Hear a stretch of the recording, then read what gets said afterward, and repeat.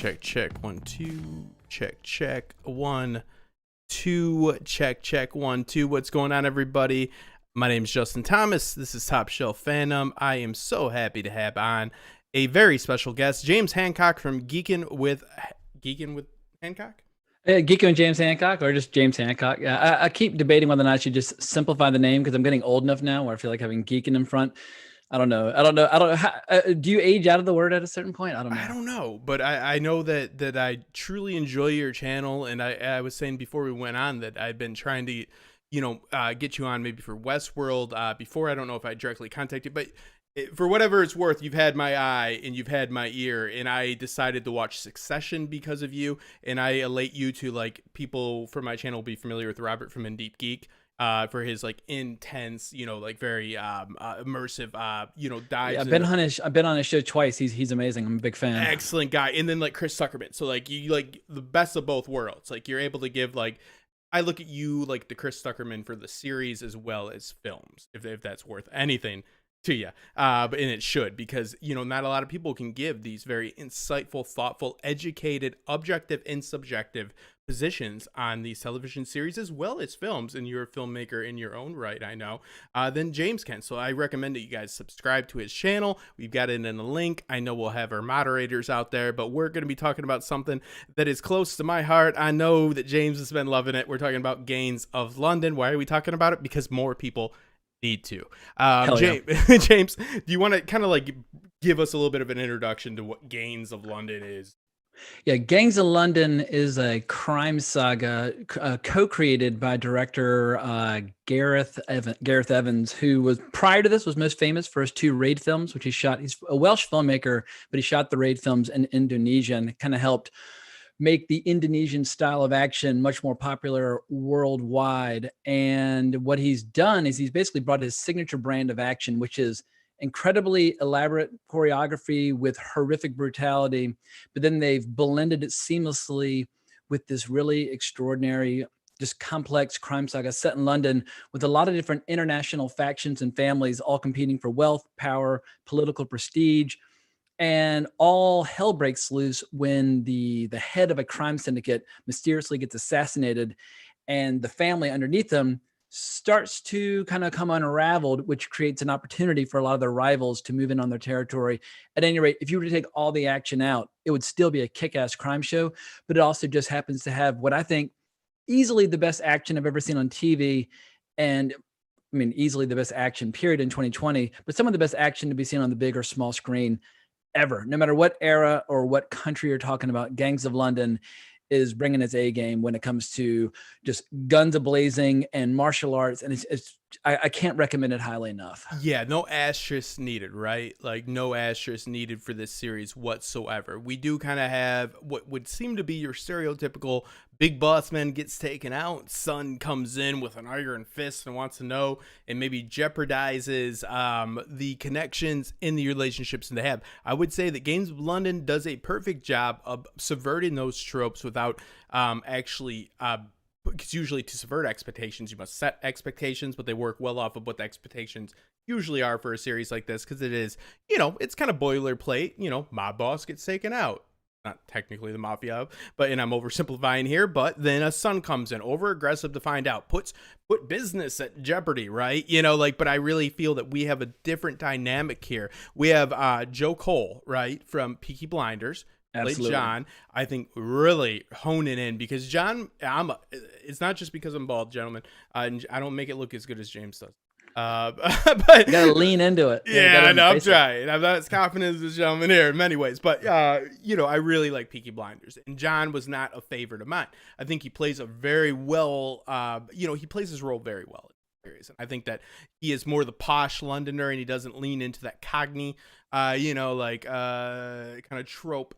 And I think they do subvert expectations, because the mobster in over the pond, as we would call it, is a lot different than the mobster we have here in America. In London is much more of a melting pot, right? Like it is much. Also, they're building skyscrapers. They're not like robbing banks and selling booze on the side. These are billionaire criminals as opposed to millionaire criminals. And so they're operating on a very lofty perch, a very high scale. And so, but what's interesting is the contrast between him and his father, played by Colin Meaney.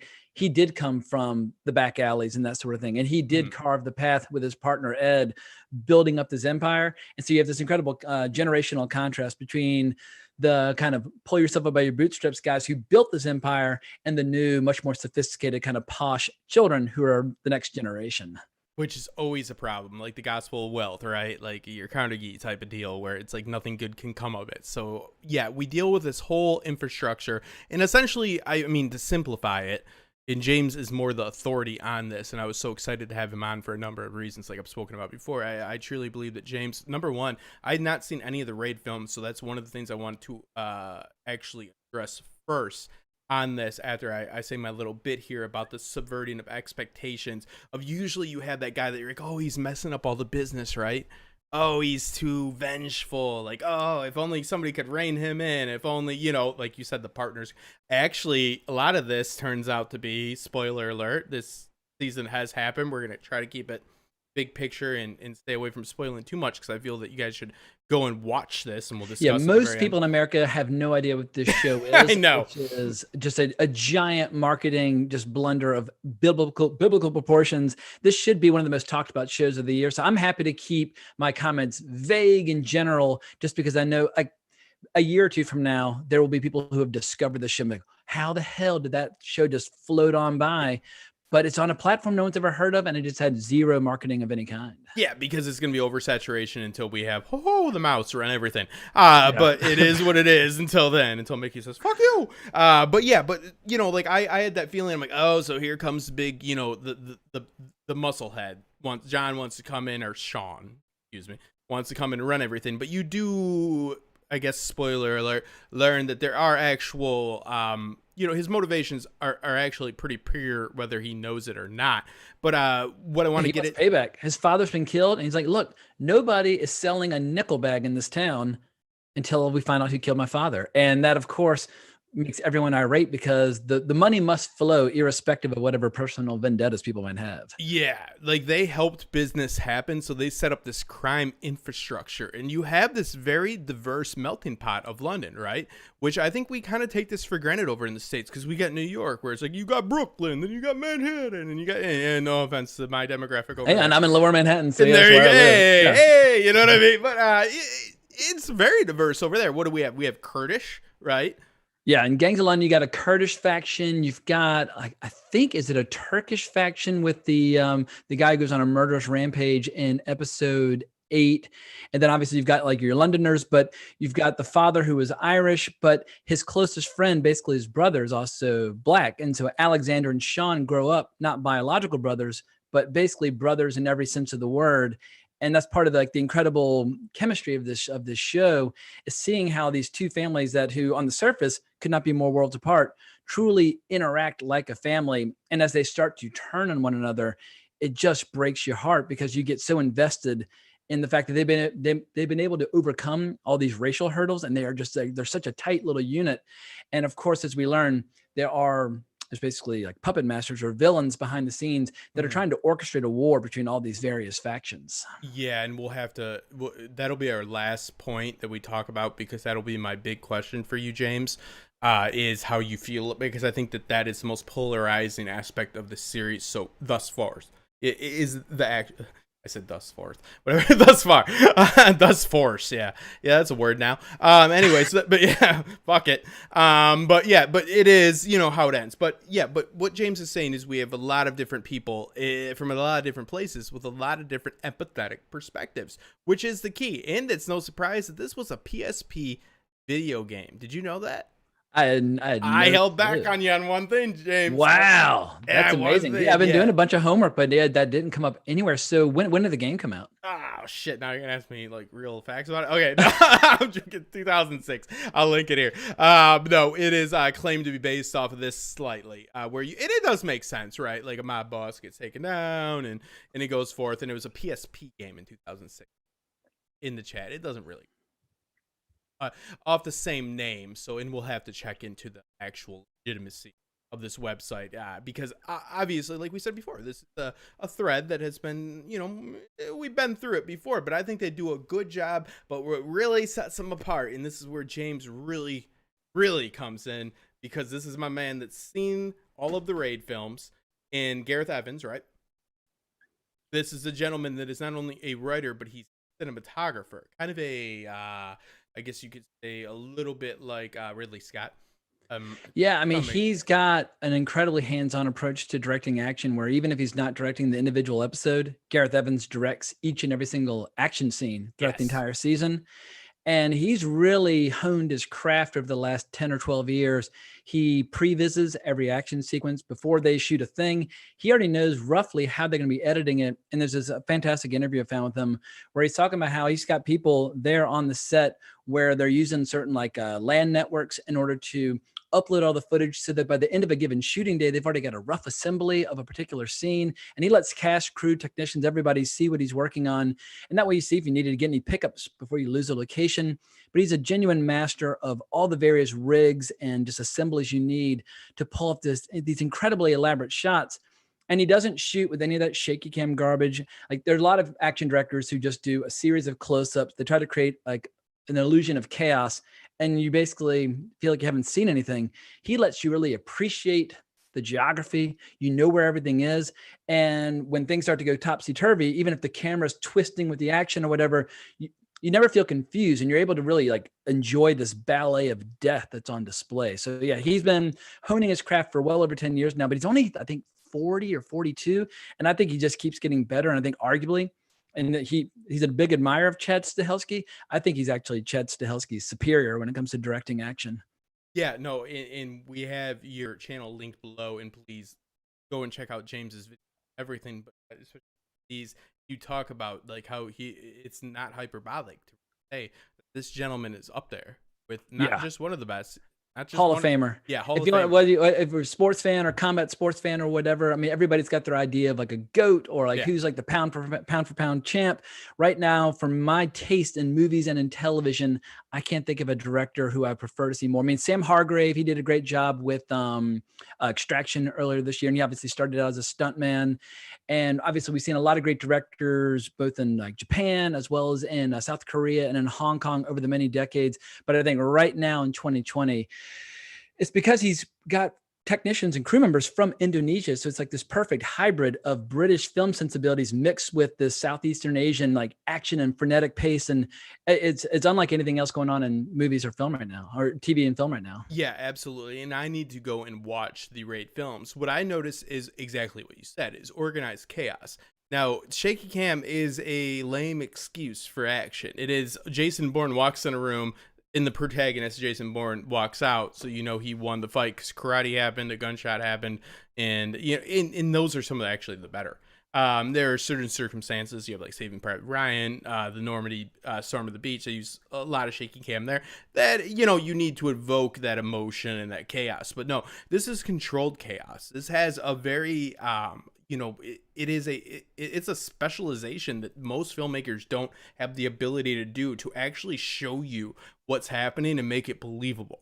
Because that's the reason for the shaky cam, because they're not literally, spoiler alert, cutting people's throats or shoving beer bottles. Crutch. Yeah, I think it's a crutch to disguise the fact that they don't quite have the chops to pull it off. And so if you don't know how to shoot action, then you can get around it. But what you're seeing now is a lot of people like Chad Stahelski, like when he's brought in as a fixer to punch up certain action scenes when a movie's not fully coming together. And it wouldn't surprise me at all if Gareth Evans starts getting some of those phone calls. However, I hope he doesn't take those calls. I hope he stays focused on season 2 of Gangs of London, or goes back to Southeast Asia and makes another action movie. Yeah, and we see this right away. Not right away. After, because the first episode for us USA, you know, viewers. And America has 10 episodes and the UK has 9, because the first episode in the UK is long. It was broken up into 2 here in the States. So if you're watching on the AMC Plus app on Amazon, episode 1 ends basically after that pub sequence where Elliot mops the floor with like 8 guys with a dart. He had a dart. Elliot is had a dart. Yeah. And I came in unexpected. Like, I did not think Elliot was going to be my protagonist. I saw Walter Frey. I saw Catelyn Stark, right? Like I saw all these people. Tons of Game of Thrones I saw veterans, my yeah. Peaky boys, right? Like, and I was like, all right. And I saw, you know, the mixture of cultures per se. And I thought, oh, we had our diversity. They've got it set. What's this? This is just gonna be a young buck, right? No.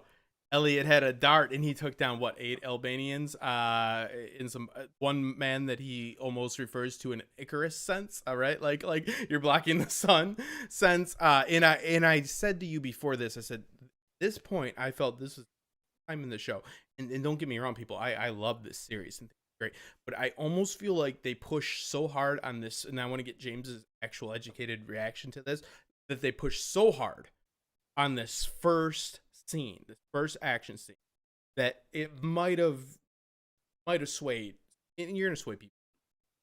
Oh, like it almost like it's so over the top that it kind of threw you out of the show because Yes. everything else had been so grounded up to that Yes. point. Because yeah, it is a very grounded, gritty drama, and suddenly Off it tilt. just explodes in your face. I felt off tilt. What would you say to that?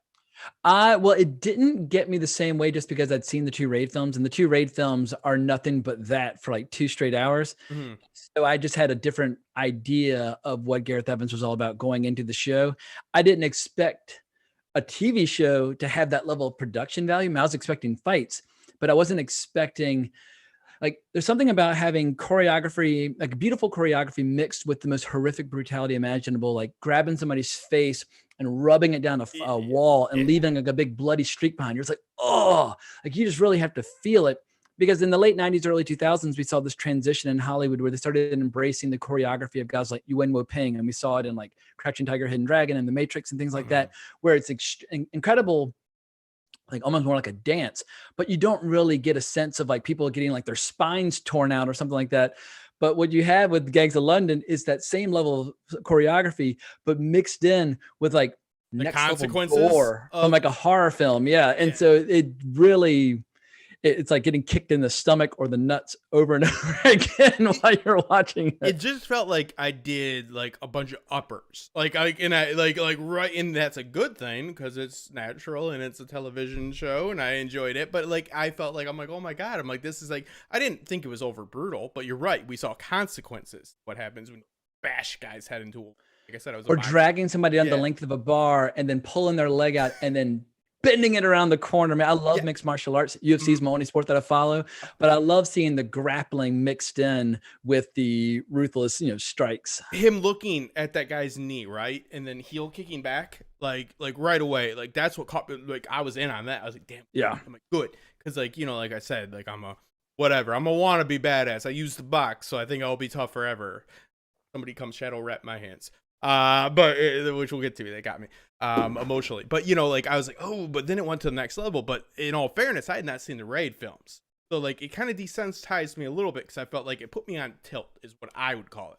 But I'd say if anybody has felt, they're just getting you ready for that cleaver fight scene at the end of, I guess what was the end of episode 3 in the UK, but end of episode 4 in America. Oh my god, the damn. I think that we can get you set up to do translations for what these episodes are, but no, and I think that's interesting, right? Because number one, it didn't throw you off as much in those, and also if you notice, I have no other complaints, and there's some pretty gritty shit. That's not the end of the violence by any means. It's like the low point. Exhilarating, and there are fight scenes that will turn your stomach.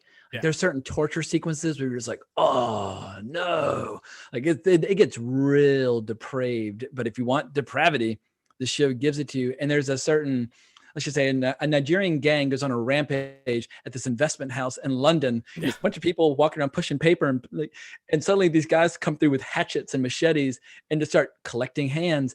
I was like, it's like upsetting to watch. So some of the action is there to get you stimulated, and some of the action is there just to horrify you. And like, at the beginning, we start with this cold open with Joe Walsh, right? Or is it Joe?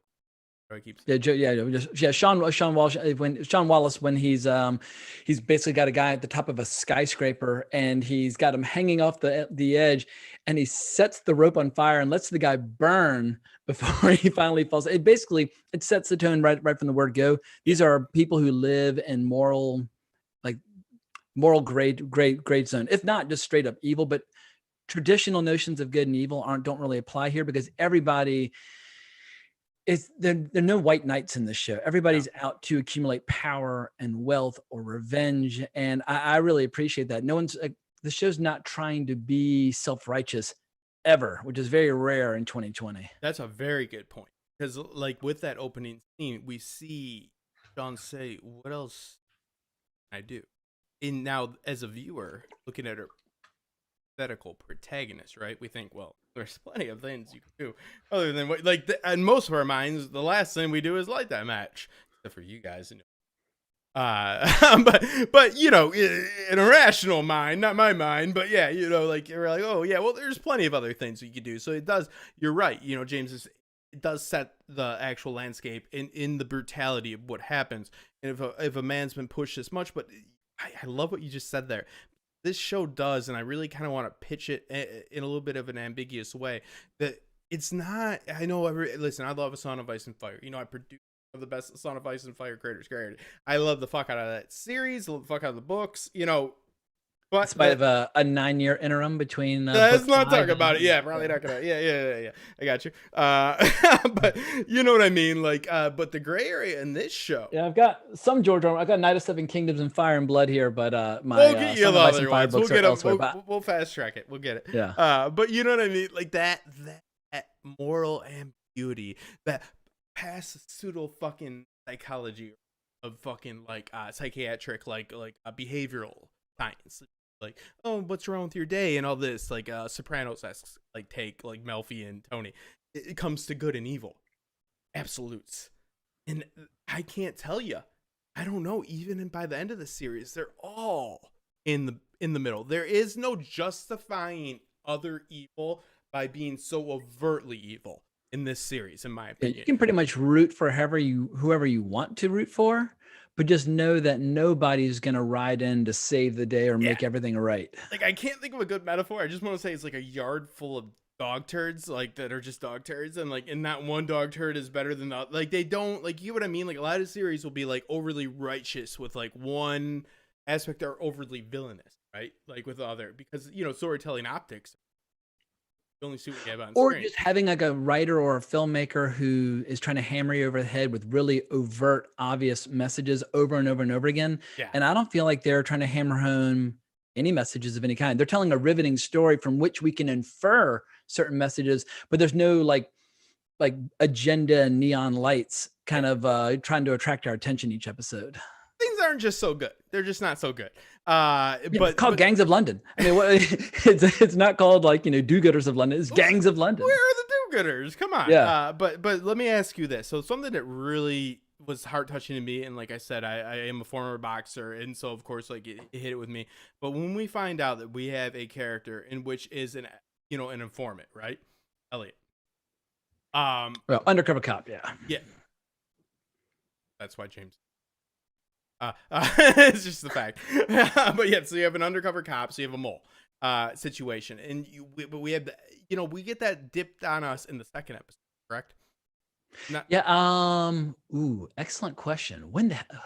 Because I saw it originally with the first 2 episodes as an hour and a half, I can't quite remember where that revelation comes, but it's very early where we realize, oh my God, like this guy, he's on the inside already and he's working for the other side. I feel like they handled this situation fairly well, is my point, because a lot of times you have a guy that like Leonardo DiCaprio in one of my favorite films, The Departed, right? Yeah, fantastic movie. Right, though, but like a little questionable. Why does he trust him so? Why is he trusted by Jack Nicholson so much? Like, why, like there's a little bit of like that hyperextension of the suspension of this for that situation. But in this series, like they kind of bring that up right away. They're like, "Oh, you notice this shit?" Like they kind of like, it's a little bit like the lamp noticing everything, and like I shine light on you, so now you're not an issue. But I actually think they deal with this quite well, because even Wallace's people are like, "So who are you?" Blah blah blah, yeah. Right? Like his, because you need that quick escalation to like prominence within the organization for your, as well as you got Mark, who's slightly higher in the hierarchy, who's very hostile to him, who's kind of keeping a very close eye on him. And Mark figures things out very early on. He just so happens to get taken up by an assassin before he can spill the beans. But yeah, so I think they handle it in a very realistic way where it doesn't, he's not just strolling into this criminal empire and just pretending to be one of them without making going through enormous effort. And that's that whole lengthy pub scene, which really helps kind of get him over the hump and makes him one of them. And I didn't, in all fairness, I mean, like, I'll be the first person to admit, like, I didn't see that coming. Like, I honestly, James, I did not see Elliot. Nor did I. Yeah. Okay, good. Like it is what it is. Like I did not see that coming, and I thought that was very well played. And I did love the emotion behind the sentiment behind wrapping the father's hands. It's great. The way they flesh out his character and the way you see the state. I mean, most, as you're well aware, you trained in boxing. Mm-hmm. The career boxers tends to be a sad one. Not for everybody, but most of them retire with little money and a lot of health issues. And we see the state that his father is in and the way that Elliot's kind of looking after him. And that does get you a lot more emotionally invested in the character. I just love that he did that. Like, I never thought of doing that. Like, because I'm a pseudo wannabe, I'm a wannabe screenwriter myself. So, like, I always think about the motion. In Hemingway wrote so much about boxers and people taking falls. And I think that's kind of brought up with Elliot and his father, right? Like, sometimes you didn't break a sweat. And it's pretty much talking about the integrity of a man, the integrity of this, blah, blah, blah, whatever, toxic masculinity, neither here nor there. But I found it to be a very emotional scene where he was ghost wrapping his father's hands because he's being prepared to go to battle. Yeah. He's going to battle, right? He's giving his father money. And you are indebted emotionally to the character, Elliot, after that point. You're not only just amazed and you already think he's a badass because he held a knife to a guy's throat for like half a day and got, to like 3 different buildings out of an alley, blah, blah, blah. Like, he's fantastical in that sense, but something about that really drew me to him. And that's a common trope. What I'm saying about this show is it has a lot of common things about it that aren't like, you put them on paper and I'm like, yeah, I've seen it. Yeah, but man, did I not see it. Crime saga with about an undercover cop trying to take down a crime family. Like, oh, well, we've seen that a million times. They make everything feel fresh and new, and it all boils down to the characters. For a show that has such great action, it would have been easy for them to shortchange the writing department. But that's what I keep trying to tell people is that the violence is not icing on the cake. It's like the natural like extension or evolution of all this conflict going on between the characters. And I love watching action movies, but a lot of times you're watching an action movie and you're kind of disregarding or skipping the talky bits in between watching, Gordon Liu or Jet Li or Jackie Chan or Sammo Hung or whomever beating the fuck out of people. And actually, I can't remember. Are we allowed to cuss on your channel? I didn't forget to ask. Yeah, it's Top Shelf fucking Fandom. Yeah. All right, you're good. Excellent. Yeah. But what I love about this is that they don't feel like 2 separate forms of storytelling. They found a way to weave them together, which is incredibly rare. It's visceral, right? Like, yeah. Like I messaged you when I was rewatching episode 2, where the stateside episode 2, where you have because you start to think, you're like, well, obviously everybody is worth far more, once they're dead, and everybody's insane once they're dead. But like the father, why is Sean so violent? Like, is this like episode 2 starts off and you get to know, and his brother, who they deal with addiction, I feel like fairly well. Yeah, it's a fascinating story. The character of Billy, where he's quite different from his brother Sean. He's very loyal to the family, and he's oftentimes a kind of a lodestone around their neck where he's inadvertently doing them harm. But we see that through his own strange tactics. Periodically, he does have access to certain kinds of information and is able to be useful to the family. But yeah, I thought that was a great study in contrast between the way those 2 brothers were portrayed. Yes, and you see that his addiction weighs on them, but you also see the catalyst for, and not to put it all blame on the one incident, but right, you see that he's willing to do and take the pain as well. I mean, and it might have led him. Or powerful fathers always cast a very long shadow, which can fuck up your sons. Yeah. But if your father is a billionaire criminal overlord, then yes, it's gonna have an impact on the way your children turn out. Yeah. Succession. Watch Succession. Yeah. Power is a vacuum. There's no room for love. I pitched this show basically as Succession mixed with The Raid. And Succession, obviously, I think when it comes to just riveting drama, it's probably just like a notch or 2 above Gangs of London, but it is if you remove the action entirely and spent more time on the characters and the writing, you could have a drama like Succession just set in London. So now, okay, so let's get down to, because we'll keep this to a tight hour, and I value your insight.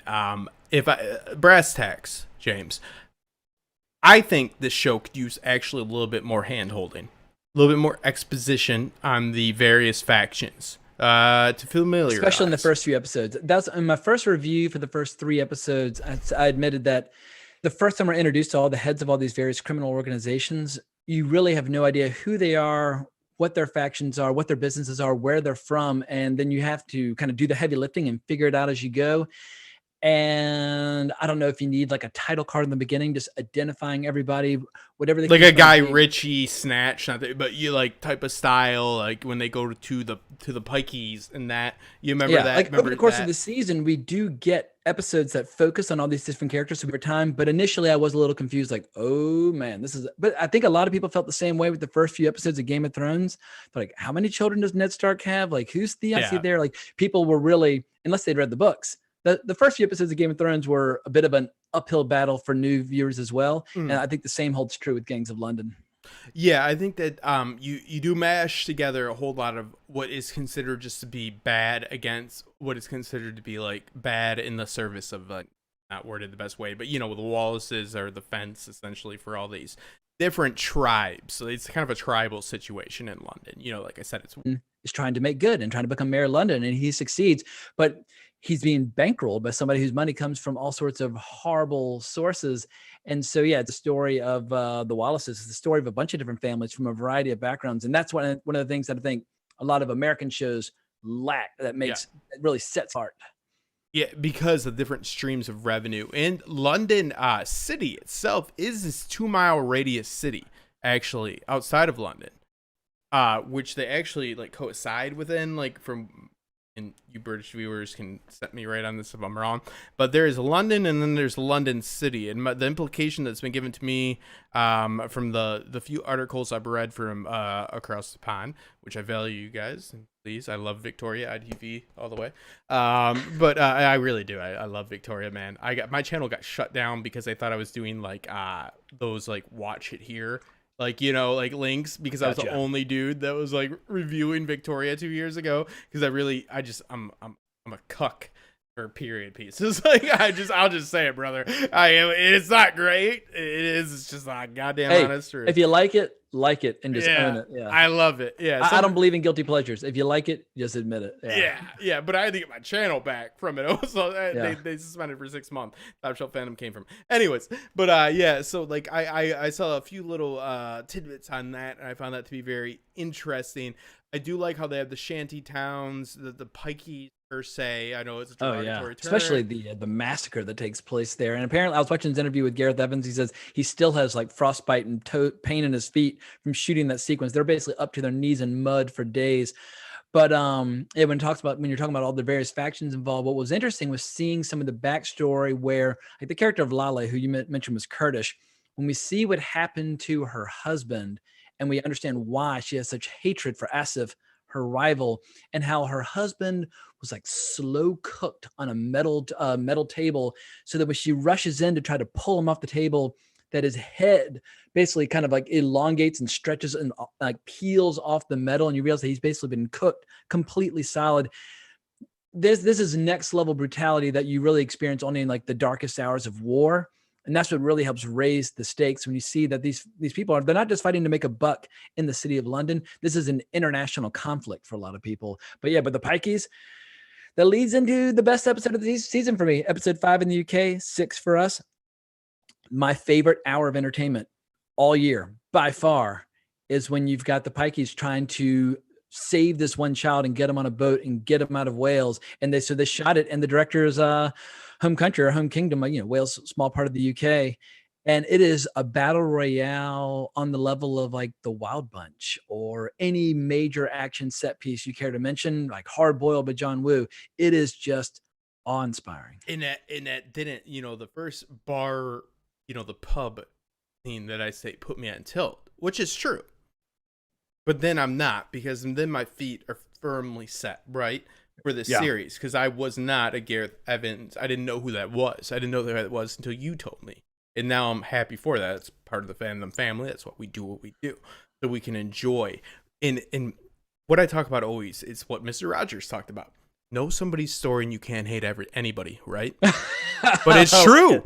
But you just talked, but it's fucking true, man. Like, I mean, it's not all positive because we still kill each other and we still do all that. But you just talked about it when we saw what happened to her husband, and then we see that money get burnt in front of her, right? Yeah. And then when we see what happens there, and they're just trying to save a kid, we know a lot of series stray away. The only reason you have a protagonist is because you didn't see the antagonist's story. You know, its perspective is king. Yeah. And every villain also is the hero of their own story. Absolutely. It might be a cliche, but cliches are a motherfucking thing because they're fucking relevant and all. Like, nobody's like, I'm evil. Everybody's got their Dr. Evil is that's funny because it's like a laser on the sharks. You know, like nobody ever thinks, let me wake up and be evil. They think, let me go fund the people that are going against what I had as perpetual pain and evil against me as a child, blah, blah, blah, in Albania or this or fucking that. So yeah, this show hits it heavy and it makes you all these action scenes in which you see people with guns that actually got kicked back. You know, like, 'cause when you shoot a gun, man, they might have a bruise. It kicks back. More importantly, Gareth Evans says one of the things he hates about the way people stage and shoot action is when you don't see the impact of something in the same frame. So if somebody, like in that episode 5, where you have this giant war in this cabin, there are scenes where people are point blank firing machine guns at each other, and there's no cut in between the firing and the impact. You're seeing it in real time. And you used the word visceral earlier. It makes it all the more visceral when you get that impact right in your face. And it's physics, and it makes things, you know, that was like a big concern or argument with not to get into it, but Marvel versus like DC. They you know, Marvel just had better, like, after people analyzed it, they thought like physics was one of the main things, like that people flying all over the place in Justice League. We'll wait for the Snyder cut, but you get what I mean. Like, but real physics the Russo brothers are good at action. Like the Russo brothers loved Heat. They got inspired by the way Michael Mann did that shootout in Heat. So they applied that to Captain America Winter Soldier with like the elevator fight scene and the battle with the bridge when they first meet Winter Soldier. But the Russo brothers, they handle action really well. So it's very useful to have the Russo brothers directing 4 of your movies in the MCU because they learn from Heat. Like every once in a while, a show or a movie comes along which raises their expectations for action. And then the mid-90s, Heat was one of those movies. And to tell a story through action, it's so difficult, and I feel this series just really, again, it lands it sticks that landing again, and we get to a point where we have a pretty much perpetual violence for what, like 6-7 episodes, but it's not especially the last episode. You're like, oh my god, like, all right, that person's dead, holy shit, is anybody gonna make it to the end of this episode? But people start going down in flames big time. Major characters, not everybody makes it to the end of the season. Well, let's talk about that. Let's cap it off with that. We'll do like a final pitch on it because I value your time. I know you do, and I want you to get to other but this is fun for me. I'm happy to shoot the shit about cool shows and movies all day, every day, especially in this time, right, of like when the medium like is not the message, because not everybody got the fucking message. Like literally people are not, because a Prime extension is becoming a problem these days. When you have, I would recommend, and I know this is just like a very, like, just, I guess it's just a very blanket statement to make, but like, yeah, Netflix would do this show a lot better than being like, oh, you can get it through Prime, but you have to do it because you know how many extensions are, James, when you get your credit card bill and you see like this extension, that extension, all these branches coming off, it's a fucking problem. I'm convinced, man. I'm double paying for a lot of stuff. I'm always trying to simplify and streamline, right? But I review a lot of stuff, and nobody wants to have 15 different streaming subscriptions. The best way to get access to this here, I think, is the AMC Plus app through Amazon, because through Amazon you can get Shudder, or you can get, you know, all these smaller streaming platforms. But it adds up, and obviously economy is in very rough shape right now. No one wants to spend $150 a month on all the various streaming options.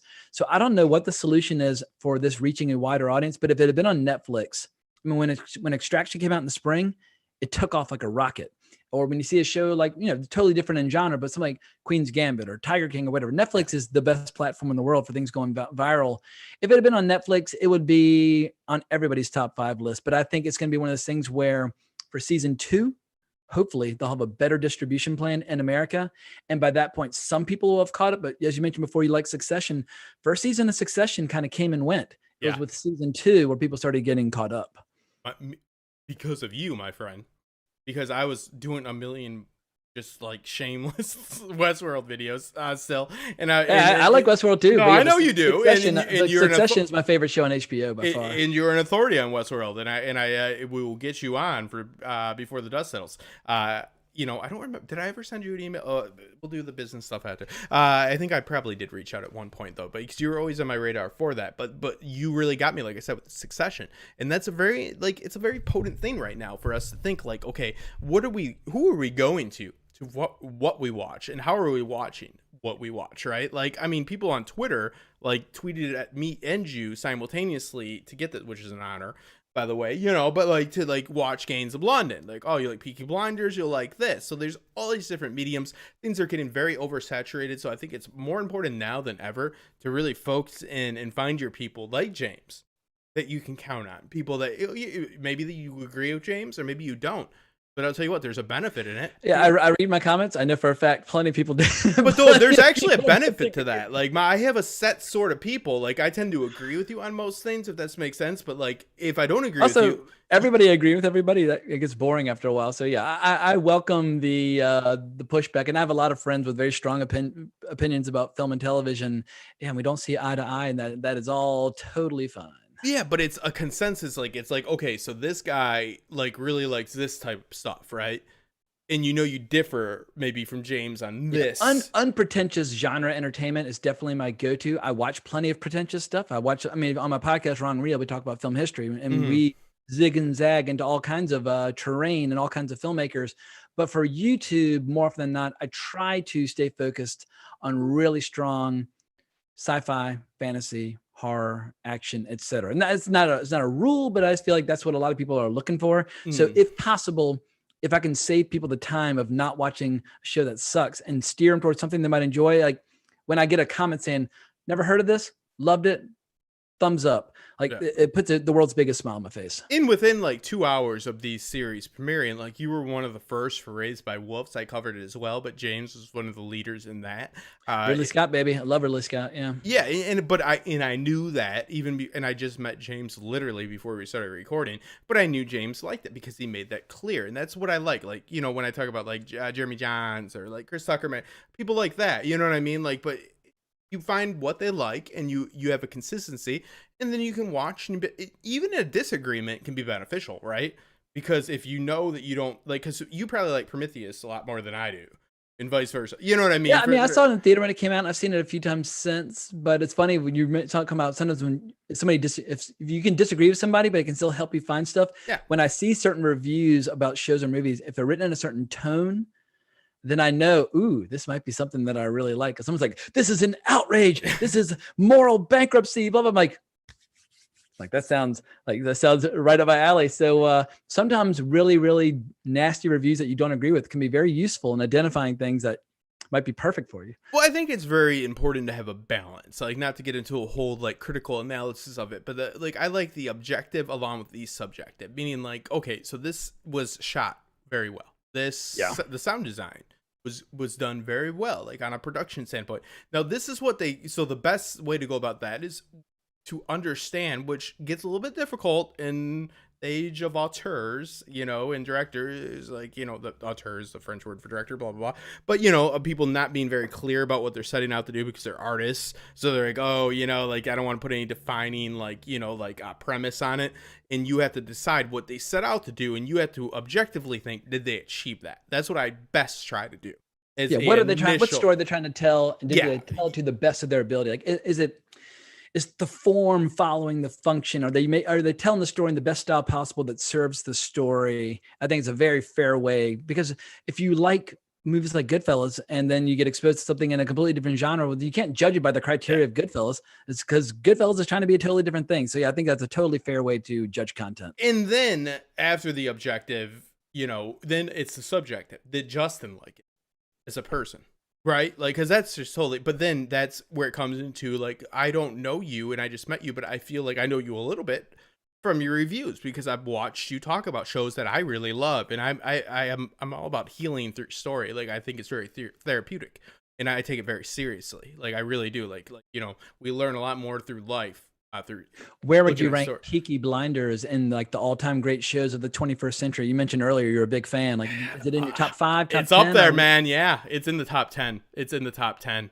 It really is. And I tell you what, man, that'd be a good list to put together, because it might be in the top 5, but I would guarantee that some serialized comedies would also be in there for healing process. A lot of people think, oh, you might make fun of me for watching Coronation Street or this or that, right? Like some like just silly soap opera from across the pond, or even here. And I'm like, no, does it calm you down? Does it, like, you know what I mean? Like, Well, also we live 2020 just been insane. Yeah. So anything that gives you joy, go to it. If you like playing Dark Souls all day and just invading people and killing people, go to it. If reading books is your thing, do it. Well, grab your pleasure and your bliss where you can. And so if somebody says, hey, like watching, what's it, the Crown on a loop, that just makes life bearable to me, then I'm like, all right, then go to it. It's like The Crown doesn't appeal to me, but if it gives somebody's life purpose, then I will not judge them. So, it calms me, and it doesn't make me take as many sleep meds.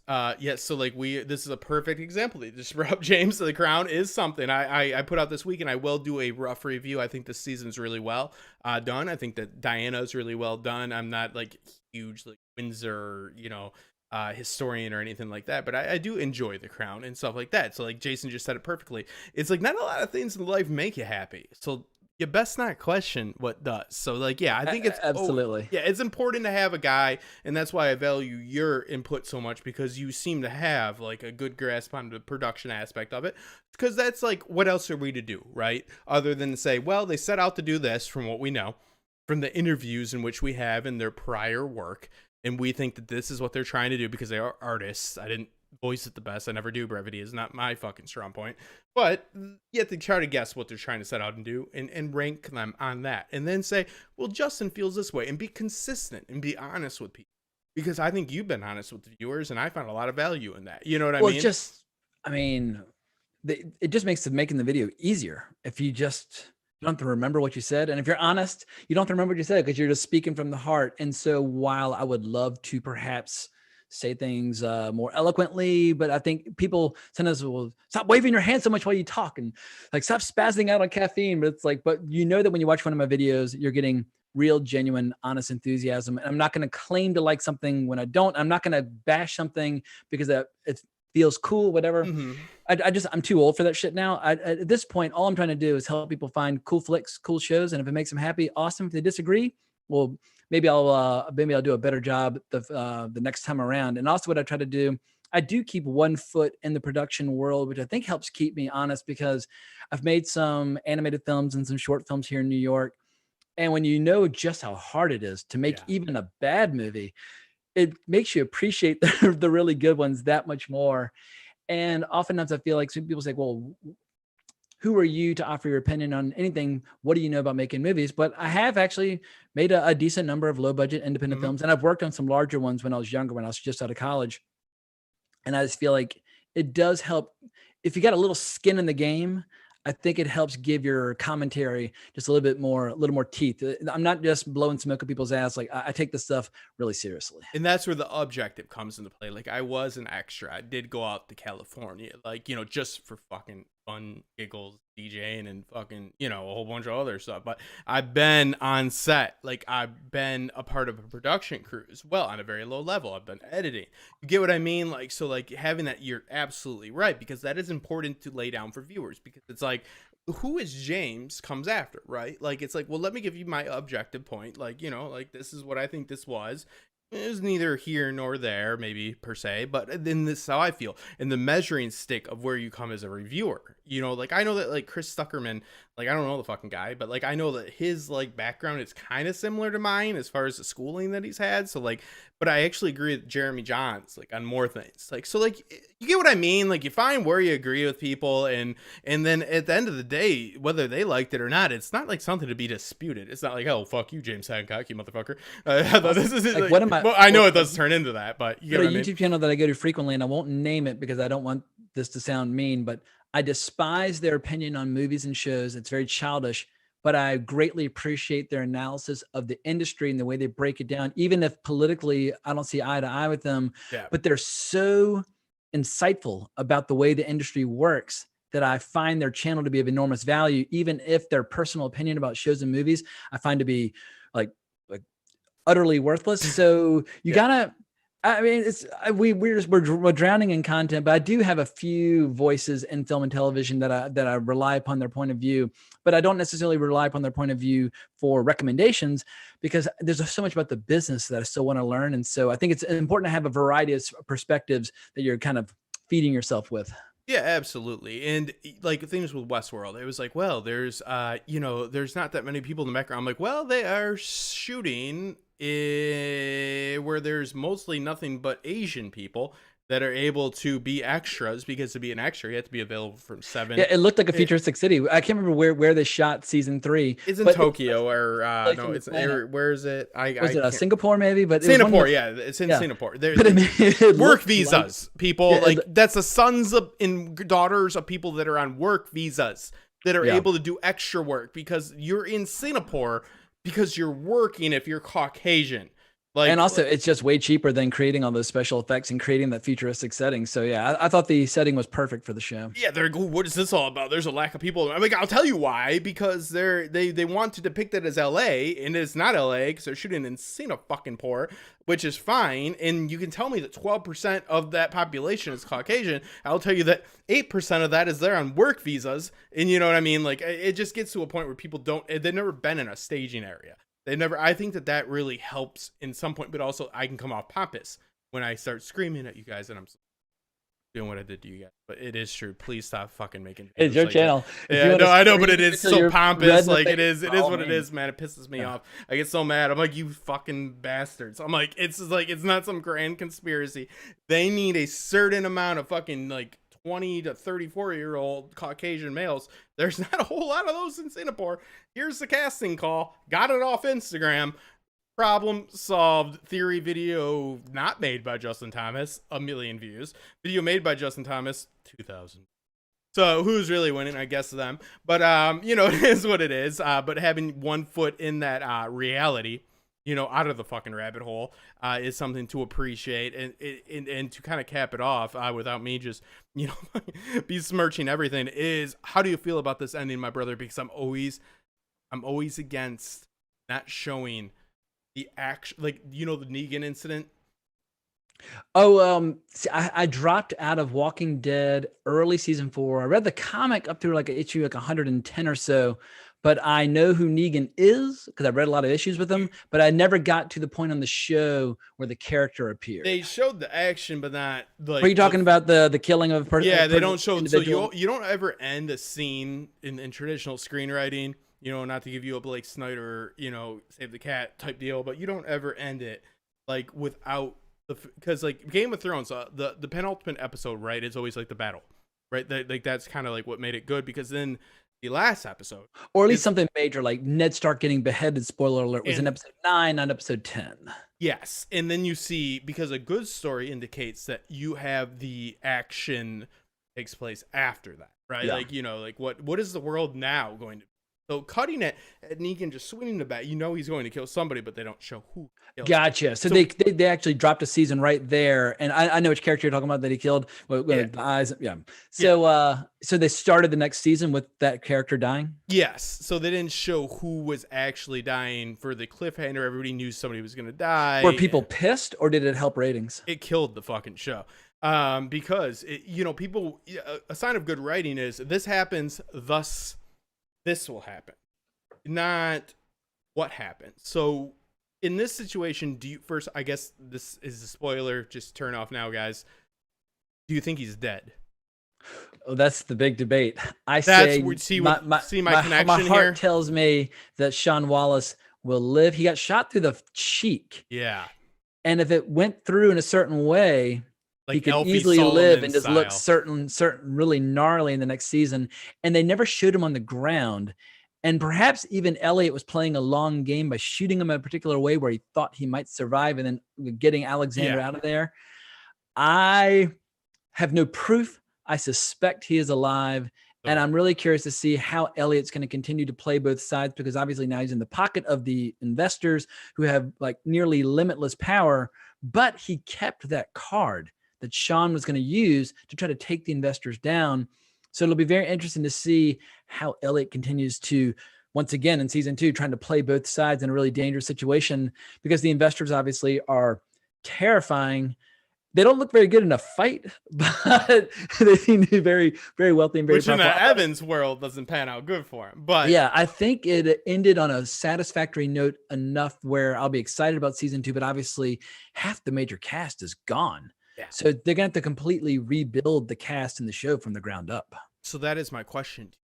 That the information on the SD card is what Elliot obtains. Yeah, the one that he like hides like in like the canal of like, or where his tooth was. Yeah, whatever plot, Yeah, you know, super gnarly. Yeah. But do we need? Because I feel we do. I feel we need Sean, right? Yeah, he's a huge character, and that dynamic between him and Alexander is fascinating as well.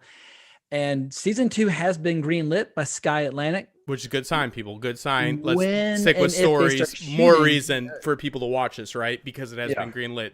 It just, if you need any more motivation other than James's excellent analysis, please. It's been greenlit, so it's worthwhile to put time in because they're putting time in. Sorry, go Yeah, ahead. season 1, I felt like, let's say it hadn't been renewed, season 1 would have been a decent self-contained story. And I think they created it in a way where, just in case, it Yeah. would have felt like a self-contained story. But there's enough of a cliffhanger to keep people chomping at the bit. But for me, I will come back for, even if they have fewer of the fight scenes that made season 1 so memorable, but it pretty much had like a major action set piece almost every single episode. I feel like that's such a great gimmick.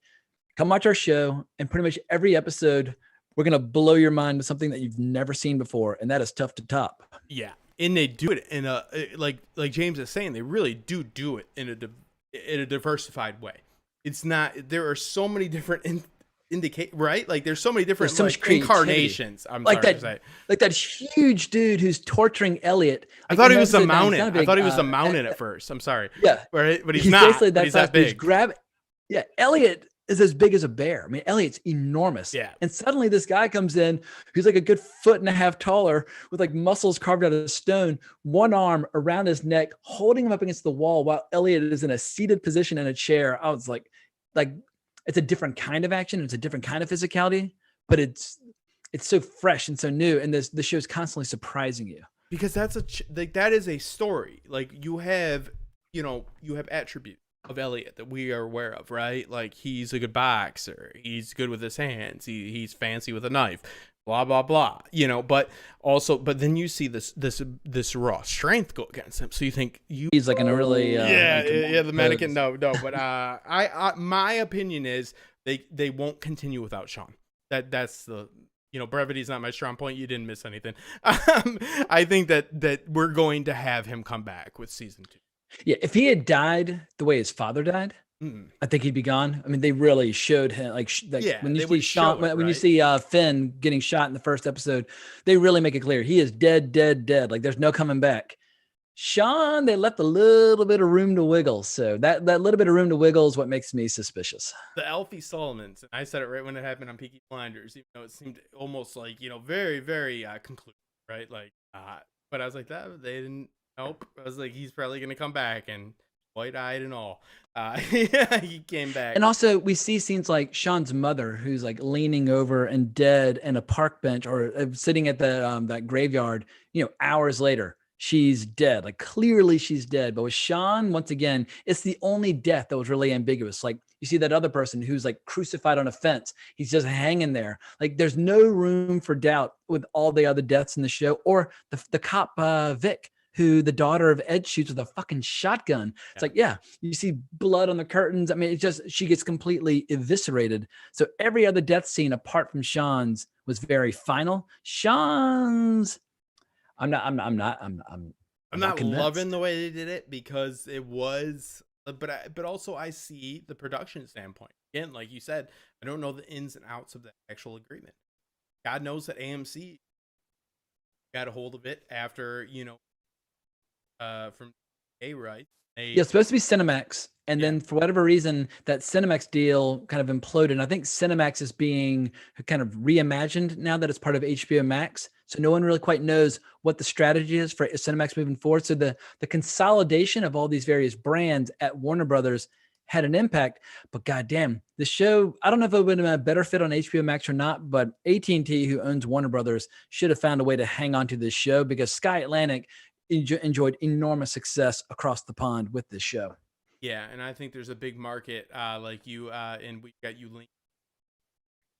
And please check out James. He's an educated mind in film. He's a filmmaker in his own right. He's an educated man. He's a smart man. And also, he obviously, he's just like us. He loves the fandom and he loves it, and he'll tell you how it is. You can see, and I've only listened to a few of your podcasts. I'm gonna go ahead and go give you a 5-star rating, and I'll link that below as well. But yeah, with your YouTube channels, especially, it's not unthinkable to see James with his arms up in there, because you are actually excited. And Yeah. there is only shows like Gangs of London get the double flex where you can tell though, but I'm kind of measured that. I'm like, well, there we go. Yeah. I'm like, all right, he's loving this one.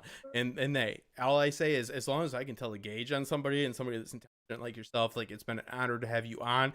I hope it's been an honor to come on. Let's definitely do it again on any topic. And before the dust settles, my friend, when absolutely. Westworld finally comes back, you come for one of those after shows, and we get it going. But yeah, like, if you're looking for somebody that just does reviews off the cuff, like, meaning within the first hour or two, right? Usually, if I'm going to review something, I try to do it as fast as humanly possible. Which is, man, I can't tell you guys. You notice, well, if you look at my channel, you notice I can't do it.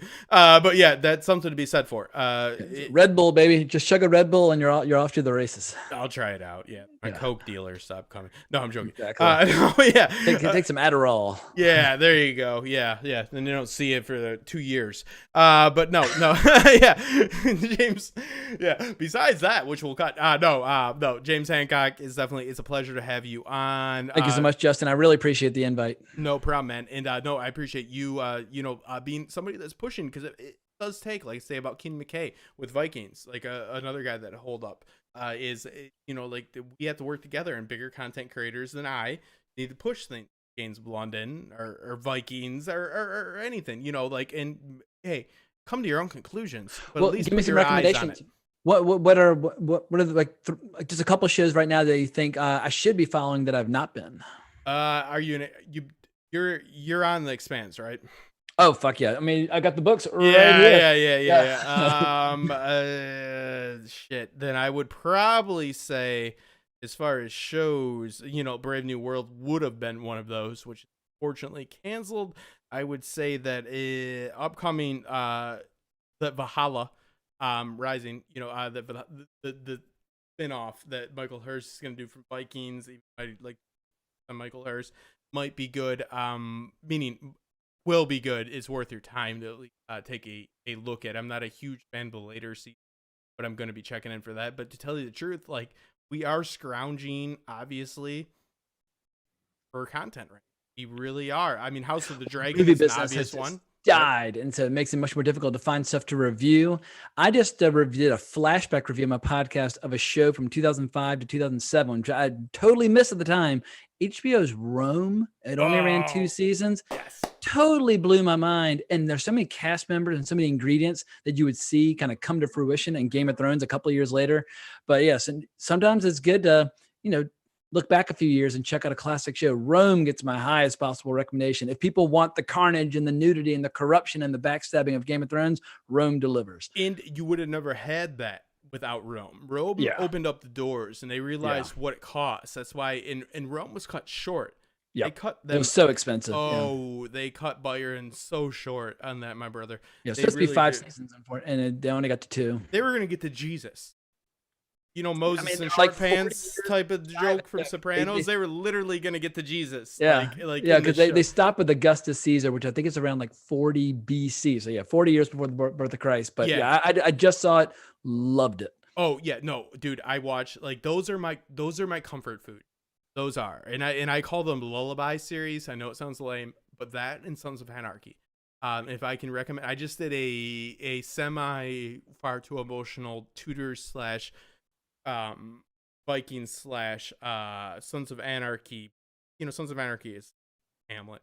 And with the tutors of talking about the quiet mind and cutting back and forth, one of those like videos. But I really love the power of, like I said, like I do believe, and I have experienced myself. The reason I started loving A Song of Ice and Fire as much as I did, past my screenwriting and Second City days of improv and stuff like that, was after my DJing days. Times where I had to come to. Do I have North Carolina accent? Not yet, but you'll get there. I was born in Virginia, but I moved to North Carolina when I was 9.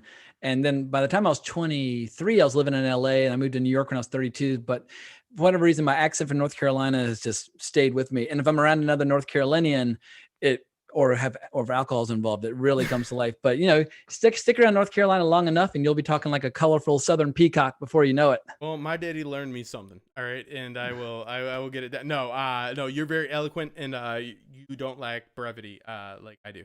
So no, we talked about this beforehand. I guess you'll have to let me know live, but no, I'm mostly self-contained here, and yeah, the Power Rib story is very therapeutic, and listening to other people talk about it, I never find it to be annoying. Whether I agree with them or disagree, it's in our DNA. We've been telling stories around the campfire for thousands of years. So yeah, stories never get old. I never get tired of hearing a great story. I never get tired hearing a great joke. So yeah, I don't think stories aren't going anywhere. No, the storytelling animal, as John Gushel will tell you, something. They're like, hey, I either go to sleep and get energy to go kill more so I can survive, or I can tell this bullshit story about this guy that laid a bunch of bricks, fucked one mule, and happens from there. So yeah, no, but James Hancock, definitely one of the most consistent content creators. I'm so happy to finally have him on. He's linked below. Keep an eye out for him, and start watching and see what you agree with, see what you don't agree with, and no matter what, you can get a good gauge. Have you watched the latest Nicole Kidman? Saw the first episode. I'm blanking on the name.